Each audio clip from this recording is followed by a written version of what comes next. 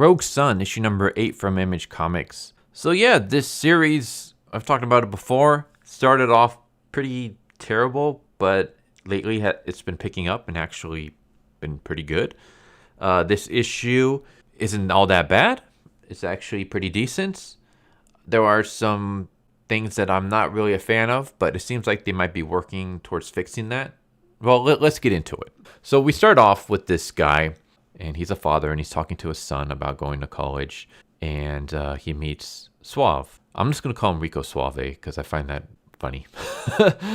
He's a character that we saw in one of the earlier issues where I think it was the first villains that Dylan confronted after becoming a Rogue Sun and ended up losing to. So Rico Suave basically tells this dad that I have a job for you. And he kind of hints that like if you don't do this, something might go wrong with your son, things like that. There's this like mistake here. I think it might be a mistake. It says House Hunter like Tulane. Pre-med, right? And Tulane, I guess, is like some kind of college or whatever. Some kind of medical school. Shouldn't it be House Hunter liking Tulane? I don't know. House Hunter like Tulane just reads weird to me. But yeah, basically he's like, hey, I got this job and I need you to be at this address by this time. And the dad's kind of like, all right, I got to do this. And then we get Dylan. And Dylan's stepmom, I don't know if she's actually like anything towards Dylan. Basically, she's the woman that ended up marrying Dylan's dad.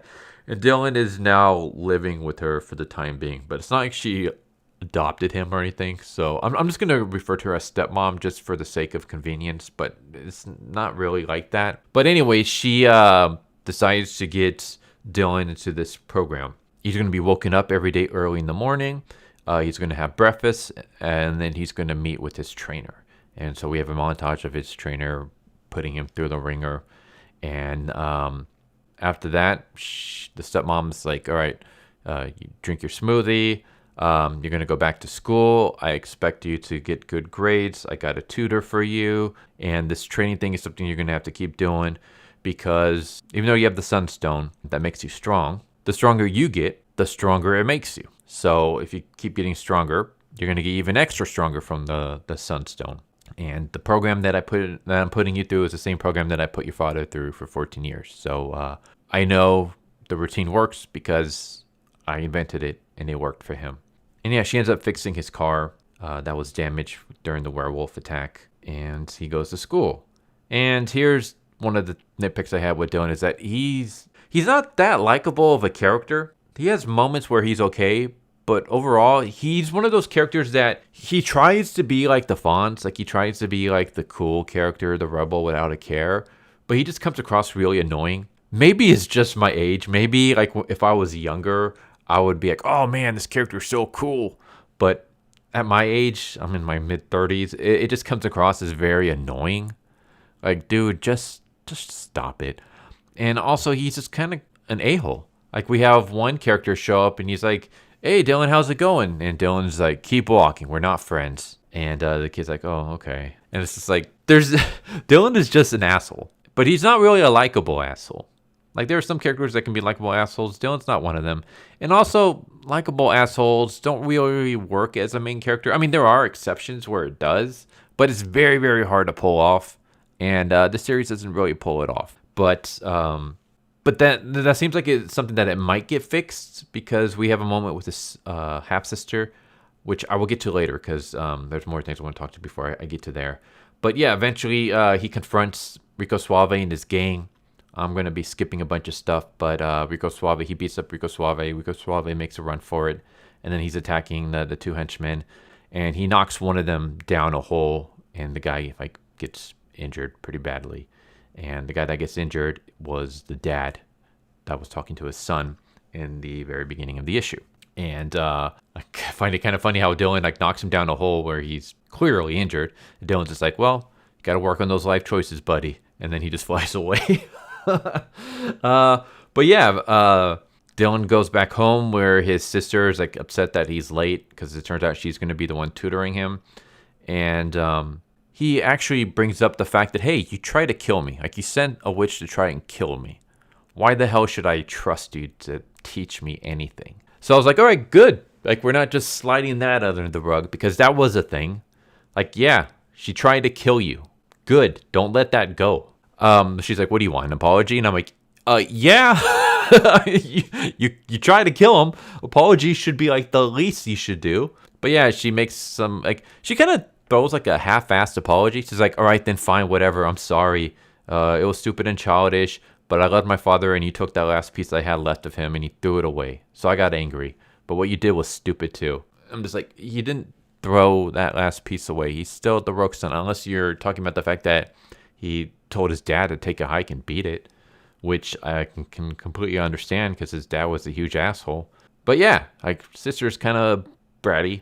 But it does seem like she's making a point where she calls him out for his attitude. She basically says, you need to stop acting like an asshole to people and realize this isn't about you. We're all going to have to deal with the consequences if you don't. And I'm like, good. Hopefully Dylan actually learns from this and stops becoming an asshole, because I want to like this character. Obviously, he's the main character. I want to be able to like the main character because it'll make enjoying the series a lot more easier. It's very hard to enjoy a series when the main character that the story follows is an unlikable character. But yeah, and we see exactly where his asshole-ish attitude leads to, like how it affects other people, because we see the son of the dad who he injured making a deal with the Green Moth, the same Green Moth that his mom made a deal with. So in this issue, we have Dylan creating his very first villain. All the other villains he fought earlier were basically leftovers from his dad. It's like villains that his dad fought. And this is the very first villain created because of Dylan's actions. And I'm like, all right, that's pretty cool. Like, it's always nice to see, like, you know, the consequences of a character's actions. And I've always liked villains that came to be because of the main character, because then you get more of like a dynamic and you can build drama between the two, where it's just like, oh, I'm just a villain because I want to rob banks, or, you know, because I just want to. Like, so yeah, the fact that Dylan actually created his own villain by accident because he fought a henchman and dropped him down a building hole and got him injured. It's like, okay, Dylan's going to face the consequences of his actions. Good.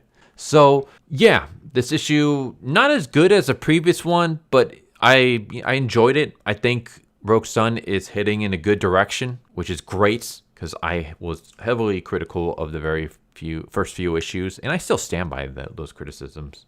I still think the very first few issues of Rogue Sun was like terrible, but eventually it got to a point where it started turning around, and now it's actually good and entertaining and enjoyable. I will just say that I hope Dylan starts becoming more likable. Like, it doesn't have to be a super goody two-shoes, but just stop trying to be like one of those. It's not an edgelord, because edgelord is more of like, well, edgy, obviously, and dramatic and stuff. This is more of a, what do you call a character that's trying to be cool, but is just coming across as annoying?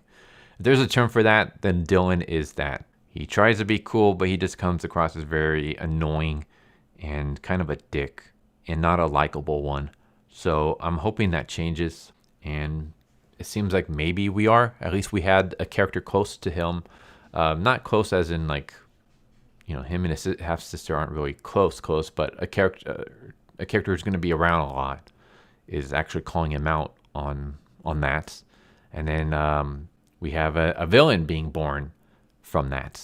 So hopefully maybe the confrontation with the villain, which looks like it's going to happen in the next issue, will start getting Dylan to realize, hey, maybe these people are right. Maybe I am an asshole and I got to change my ways and I got to be better. Hopefully we get something like that soon. But yeah, there you go. Rogue Sun, issue number 8. I liked it. I thought it was good. If I was to grade it, I don't know, 6.5 out of 10. It wasn't great, but it was good. But yeah, there you go. Hope you enjoyed the video and hope to see you next time. Take care. Later. So what'd you guys think of that video? Hope you guys enjoyed. If you guys haven't already, please subscribe, hit that bell for a notification, leave a like if you enjoyed the video. And if you didn't enjoy the video, thank you for watching it this far, and I hope the next video is more to your liking. Feel free to check out the playlist that you guys see, and I hope to see you guys next time. Later.